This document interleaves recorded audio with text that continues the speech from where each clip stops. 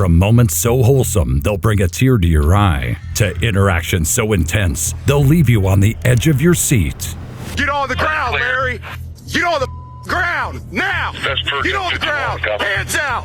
Hands out! Police Bodycam captures everything. That's why we went through thousands of videos to compile the most emotional moments ever caught on Bodycam. Starting with arguably the most devastating. You hit? Yeah. In the leg and chest. What do you hit? What do you hit? It's December 21st, 2021, and the Genesee County Sheriff's Department is in the middle of an intense chase through a Burton neighborhood. The suspect in question is armed, and the cops are on high alert. But just minutes in, this pursuit takes a horribly wrong turn because of Officer Cody Monroe opening fire.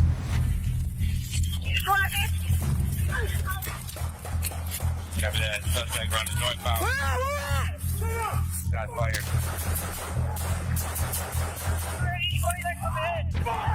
I got him! He's hit! Get the fuck down! The person that Cody shoots? Not the suspect, but rather his own fellow officer, Dalton Christie. I'm going to you, Christie. 46. I got it. Northbound from 2133. East Brimstone. Where you at? Where you at? My legs! Okay. My legs are my right ankle. Over my... Where at? Right here. Hey, step in, step in. Right here, my leg. Step in. Since this is a hostile situation, officers are ready to fire at any given moment. But at such a long range, it's hard for Officer Monroe to see who exactly he's shooting at. And he made the mistake of assuming that the person in front of him was the suspect without confirming. While Cody is giving medical attention to Dalton, he spots another officer, Brandon Fatchting, falling to his knees. And when he goes to scope it out, he comes to a terrifying realization. Underneath the fence. You good? Are you hit? What is the location of the operator? Watch fire. You hit? Yeah. Right, get down. In the leg and chest. Him!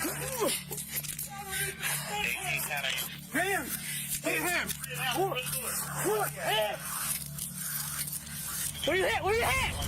Get in my fucking car. Let's go. Can I set up? All right, come on. Grab a leg. Let's go. Roll it. Let's keep hanging on, bro. Yep, right there. Brandon, the officer that he shot, was critically injured, having been struck in the chest and the leg.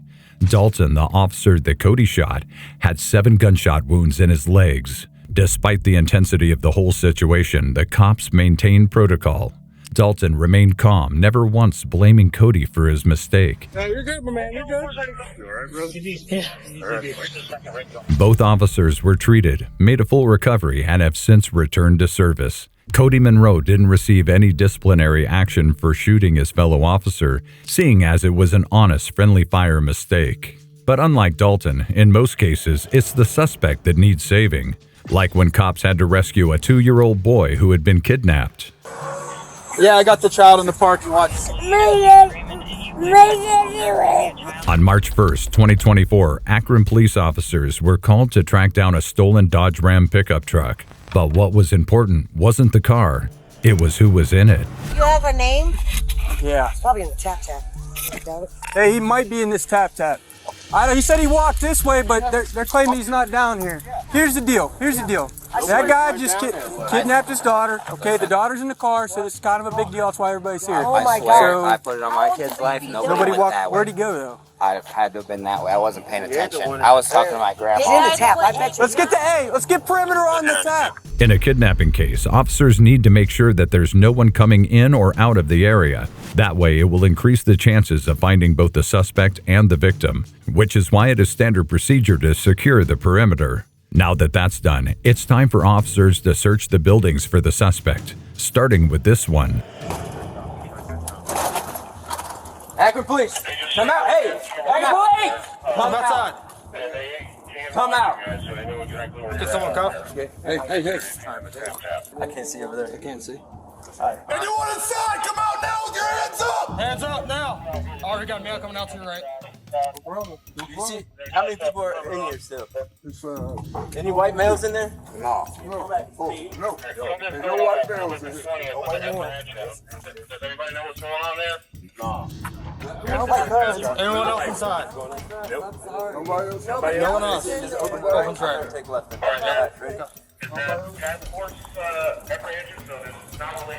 After searching the building and finding nothing, the officers are frustrated at not making any progress. That is, until they hear this unexpected call out on the radio. They have Larry Spence in custody, if that's who you guys are looking for. Hey, they got Larry. They got him. Meanwhile, this officer is now at the stolen car and is doing the most important thing about this entire operation, rescuing the child who was stuck in his car seat. Hi. Yeah, I got the child in the parking lot. Hi, buddy. Are you okay? What's your name? You don't know your name? All right. Here, let me get you out of this car seat. You okay? It's okay. You're all right. Oh, it's okay. It's okay. Let's get you out of here. It's okay. It's okay. It's okay. I can go 45 that call. You got some books here? You like dinos? I like them. My little boy likes dinos. The child at this point is panicking and crying out for his parents. But this officer is doing a great job at trying to console him until he can be reunited with his family. Here, I'm gonna lower this tailgate. We could just sit right here, okay? How old are you? No. My daddy. I know. We're gonna get you your daddy. Hey, buddy, did you see what a dino went to? What was that? You just keep saying my daddy. You don't know where your daddy's at? We're gonna get you to your daddy, okay? You're all right, buddy. We're gonna get you to your parents, okay? We're the good guys. How old are you? 3? Are you 2? You got a jacket in here? Backseat. There's stuff. You're all right. You're a brave boy. You're a big brave boy.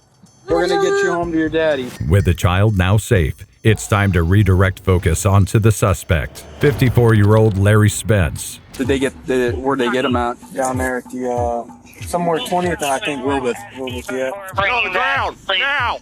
Get on the ground, Larry! Get on the ground now! Get on the ground! Hands out! Hands out! Hands out! You're under arrest! Cheers, on your back. I am. 1, 2, 3. Yeah, very good. And up.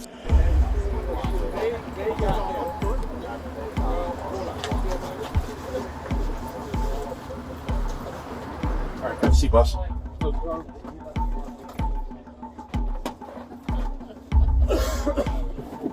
right, boss.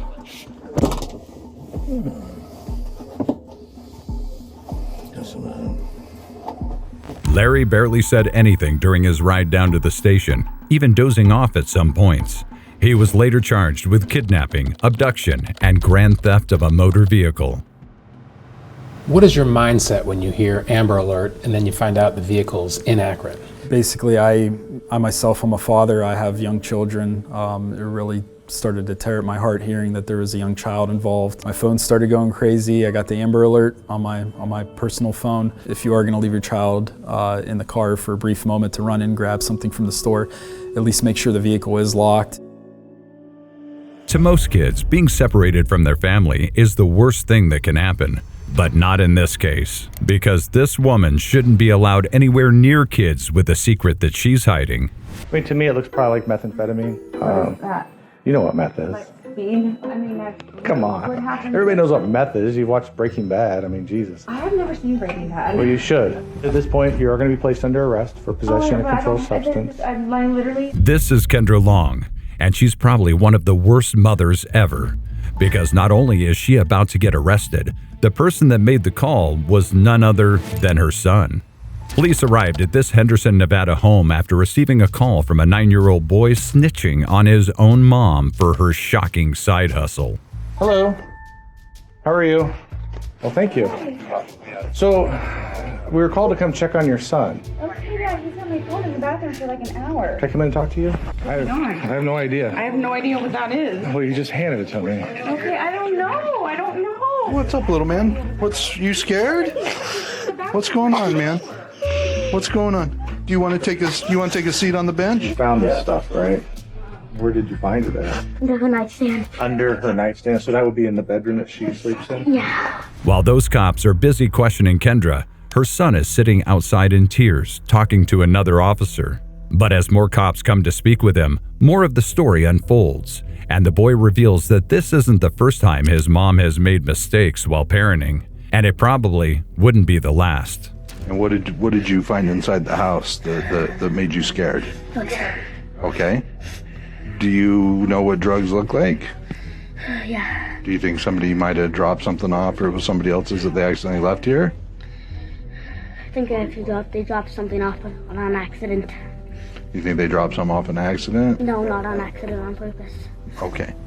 When talking to a child, officers need to approach the conversation carefully, especially in a situation like this where emotions are high. The officers are patient with the boy as he talks, and they make sure that when asking questions, their tone is gentle so that he knows that he's not the one in trouble here. And how did you recognize that? Like, what did you think when you saw it? I just saw a couple baggies. I was curious.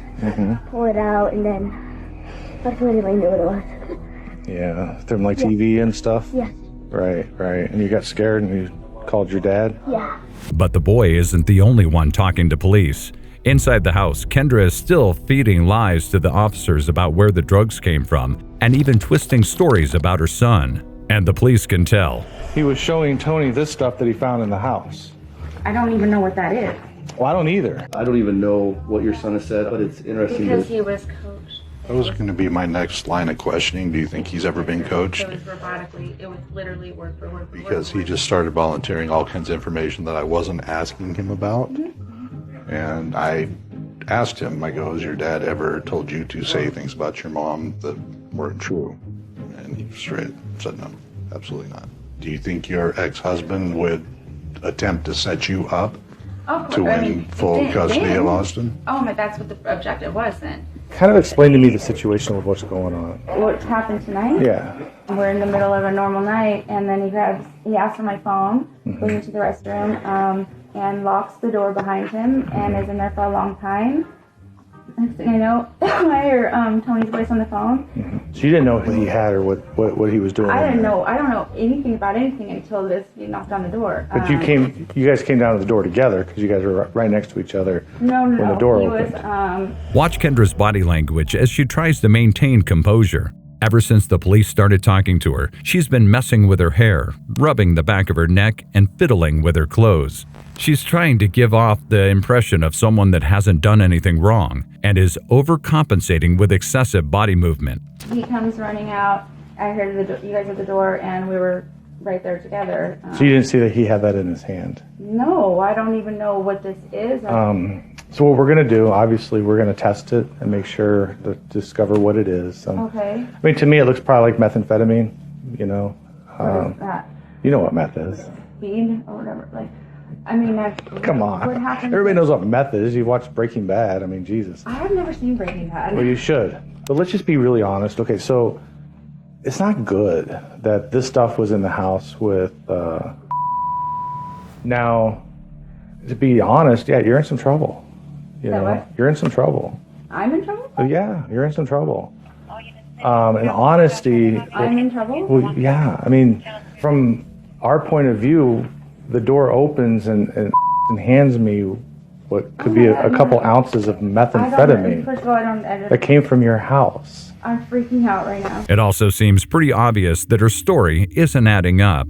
She is trying to make her words seem more convincing by adding more detail, but her statements contradict themselves.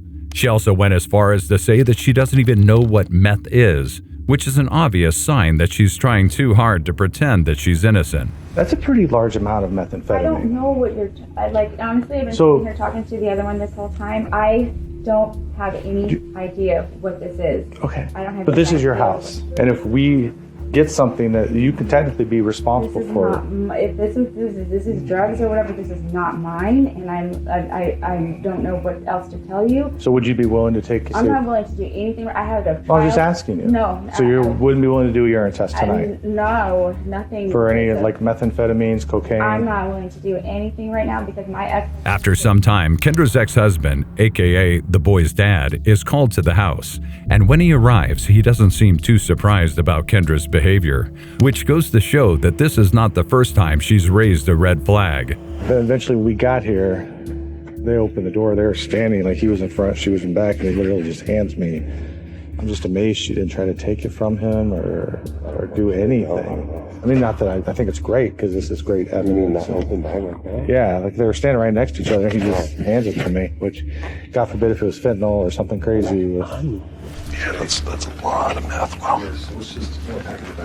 Yeah, that's more meth than I would use on a week's worth of laundry detergent. I got 4 boys living at my house. I can honestly say after 21 years, this is the first time that a kid's walked out with 12 pounds of meth in a baggie and handed it to us. Even as the police are coming to the conclusion that Kendra is at fault here, she's still doing everything she can to pretend that she's innocent. That is meth, and yeah, that's quite a bit of meth. It's not just, recreational or personal use. That's like enough for, a couple hundred people to party on a weekend. However, yeah.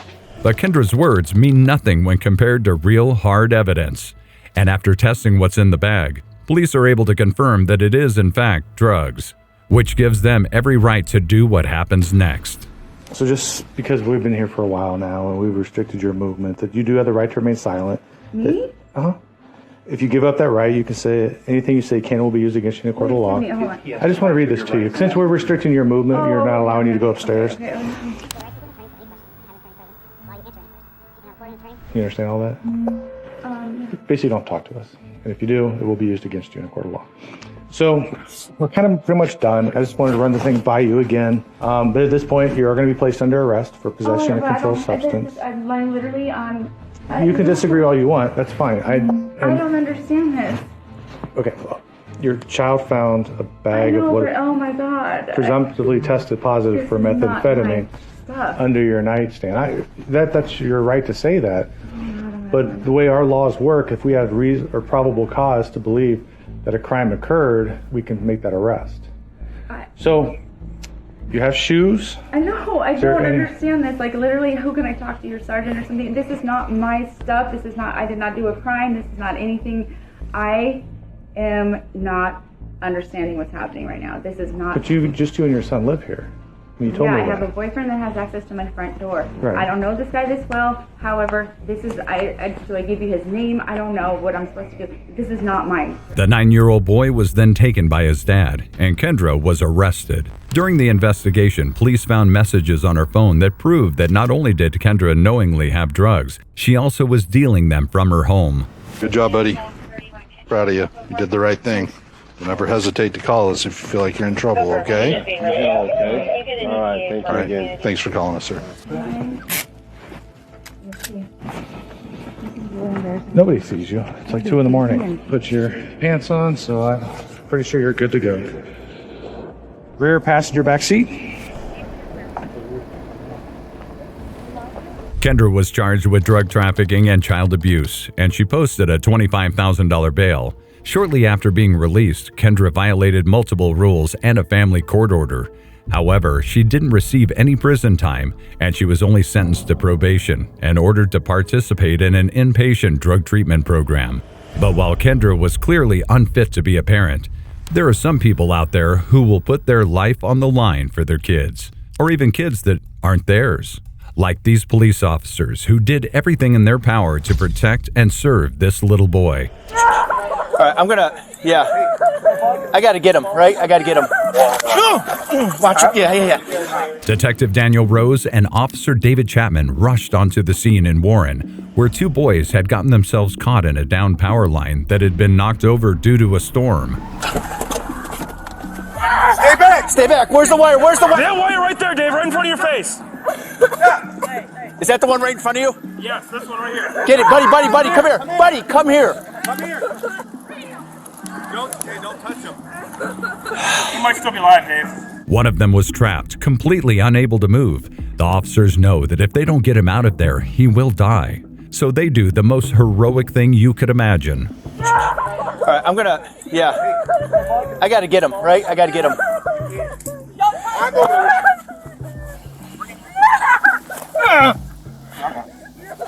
Stay right there. Grab a take him. Jacob. Keep coming. Watch it. Yeah. You there, buddy? Oh, he's still breathing. Hey, buddy. Stay there, buddy. Come on. Hey, bud. Hey, buddy. Get him in a position. No, he's yeah. Hold on. Just hold on. The line was carrying approximately 4,800 volts, which is more than enough to not only severely injure someone, but even kill them. The boy couldn't shimmy out from underneath the wires without using his hands, and since the high currents left severe burns on his hands and head, he couldn't move. The officers, knowing that the wire was live, risked their lives by rushing in and grabbing him by the legs. Thankfully, both of them were able to get him out quickly, resulting in little injury. The kid, on the other hand, was in critical condition. They quickly rushed him to the squad car to get him medical attention. But the ride there, it's heartbreaking. 212, shut down the intersection. Where do you guys want to go? Me. Road 1 and all the way north on Prospect 412. I'm with you.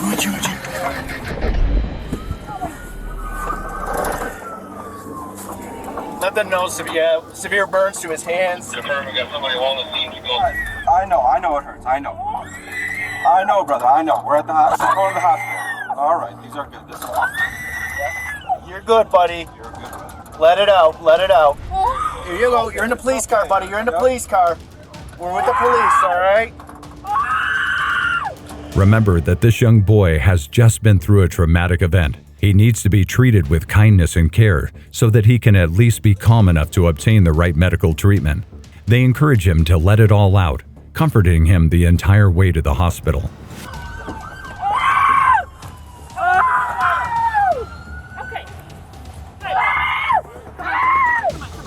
Both children were treated for their injuries, and the young boy who had critical burns managed to recover. For their bravery and their willingness to risk their own life for the boy, Daniel Rose and David Chapman were given the Valor Award. But while this incident could have gone badly, some stories have nothing but a happy ending. Like this next case, which captured a couple's wholesome moment that not even the girlfriend expected. An Alta Vista police chief pulled over a couple, Ben and Sierra, for what should have been a routine traffic stop. But in reality, it was something much more surprising than that. How you doing, sir? I'm Chief Merrick. License registration, please. License registration. We'll talk about it, sir. Mr. Mitchell. Tell you what, everybody's coughing. Dealing with it? Sir. All right. Come see right there. When the officer opened the passenger side door, Sierra looked shocked and a little confused. But all of those emotions would soon be replaced with happy ones once she found out the real reason for this stop.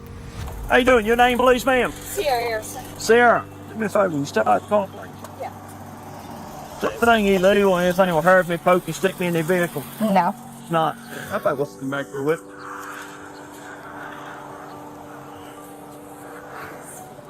Okay.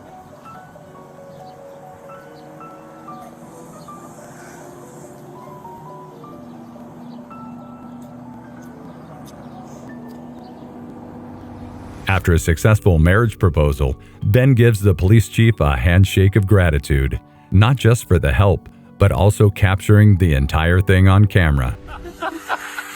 I appreciate you, Chief. You know what was going on, did you? You're on camera, so I got it. In this scenario, Sierra is crying out of joy, but in most cases, cops are used to seeing crocodile tears like Teresa's, because not only has she just been caught drinking and driving, she's about to get an even crueler punishment from none other than her very own dad. Dad! You stop the shit in the car. You're arrested for DUI. Go. On December 28, 2022, officers from the Howell Township Police Department arrived on scene of a hit-and-run accident on Lanes Mill Road. There, they found a collapsed traffic pole in the middle of the street. Probably one car, white box like that. 51 year advice my vehicle is not involved. Yeah. You want to just go check 9 South real quick?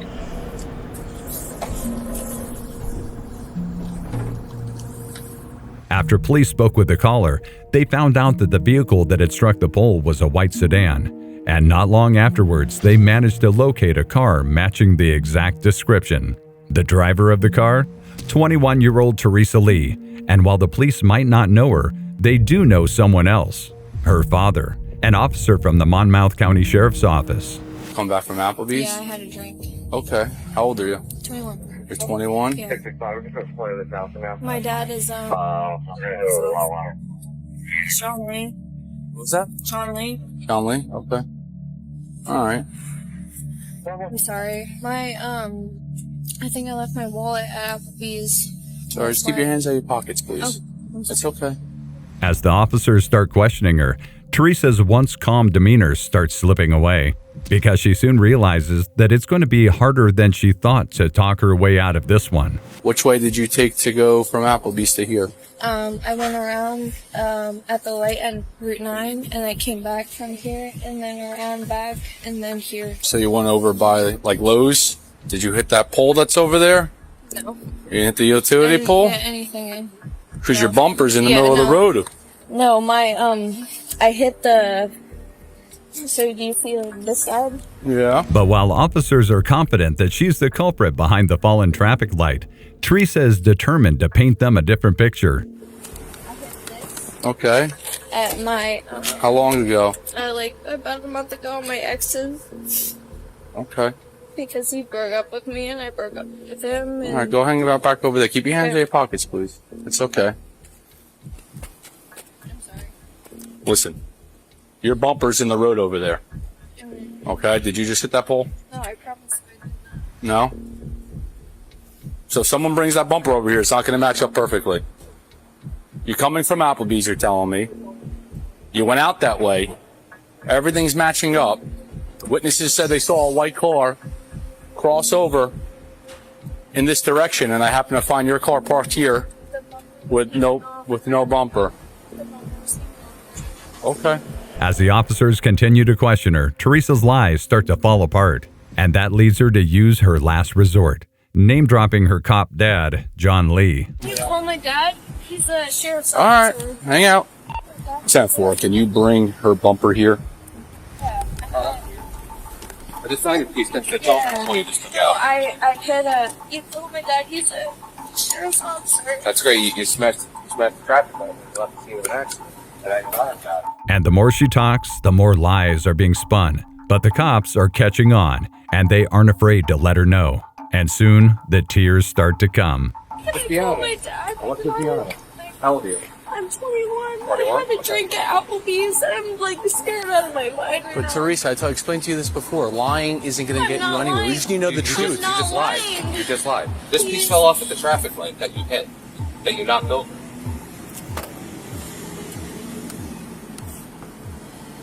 After realizing that the cops aren't falling for her story, she finally starts telling the truth. Listen, are you just scared you're going to get tickets or something? Yes. Is that all it is? Yes. So you want to just tell the truth? Yes, I'm telling you the So truth. when after Applebee's, did you hit a traffic pole? I think I hit something. I remember hitting something. You can't miss it. It lights up. It's red, green, and yellow. I remember hitting something after Applebee's. Okay. I'm saying, like, And then did you drive away because you're scared because you had maybe had one drink and you think you're drunk?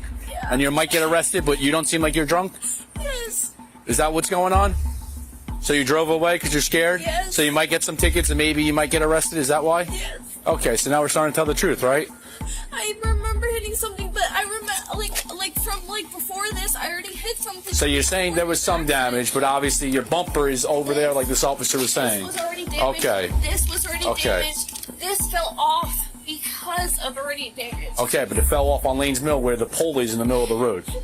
Okay. Oh, my dad didn't tell you. Over and over, Teresa continues to bring up her dad, likely hoping that he might help her get off scot-free. Give your dad a call, now that we've figured out what's happening. And you're telling someone the truth. I still just don't understand how she comes out of that. Okay, so what's your dad's name? John. John? You're trying to get caught up. Yeah. What's going on? Hey, John, how are you?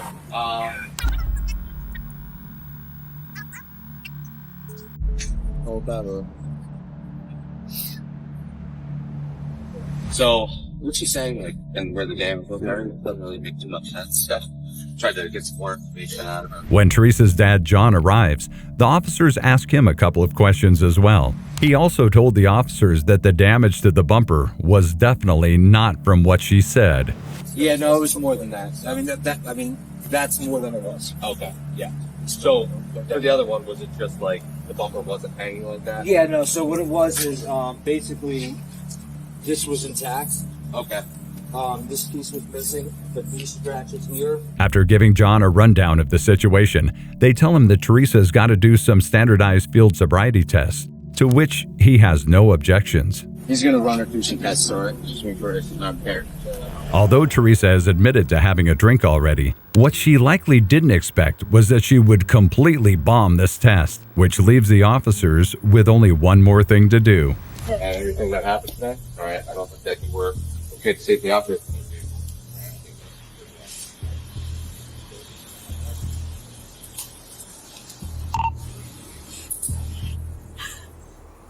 John, up until this point, has had no interference with the officers in their investigation, but that doesn't stop a crying Teresa from begging for his help. Dad! Dad! Dad! Do you have anything to say myself? No. But the one like saying, raise your arms up and balance. There's a lot of indicators there that you're up there. Yeah, so we're going to walk to the middle part here. Of the soccer team. Where's my dad? Oh, your dad's right over here.